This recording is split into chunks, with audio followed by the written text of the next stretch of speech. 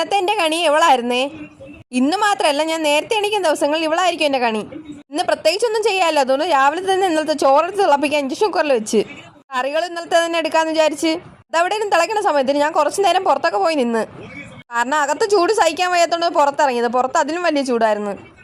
കുറച്ചു നേരം പ്രകൃതി രമണിയൊക്കെ ആസ്വദിച്ചുകൊണ്ട് നിന്ന്. ചായ കുടിക്കാൻ ലേറ്റ് ആണെന്ന് തോന്നുന്നു. എൻ്റെ മൈൻഡ് ചായ വേണം എന്ന് പറയുന്നുണ്ടായിരുന്നു.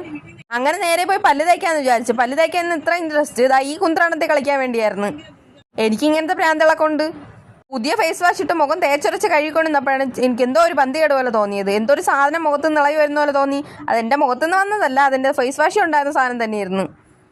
അങ്ങനെ മുഖം കഴുകിക്കൊണ്ടിരുന്നപ്പോഴാണ് കാന്താരി മുളക് അവിടെ നിൽക്കുന്നത് കണ്ടത്. എനിക്ക് കാന്താരി ഭയങ്കര ഇഷ്ടമാണ്.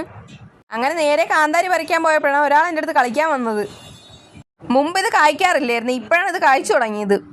അപ്പോഴാണ് അവൻ പിന്നെയും എൻ്റെ അടുത്ത് കളിക്കാൻ വന്നത്. അവനെ പിടിക്കാൻ നോക്കിയിട്ടാണെങ്കിൽ ഇവൻ പിടി തരണതുമില്ല. ലാസ്റ്റ് ഒരു വിധത്തിൽ അവനെ പിടിച്ച്.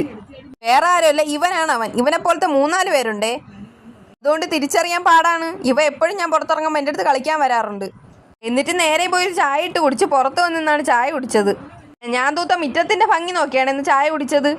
11 മണിയായപ്പം നല്ല ദാഹം വന്ന് ഒരു ചെമ്പ് വെള്ളം മടക്ക് മടക്കാൻ ഞാൻ കുടിച്ച്. എന്നിട്ട് കുറച്ച് രസം വയ്ക്കാമെന്ന് വിചാരിച്ച് രസം വയ്ക്കാനുള്ള സാധന സാമഗ്രികളാണ് ഇതൊക്കെ.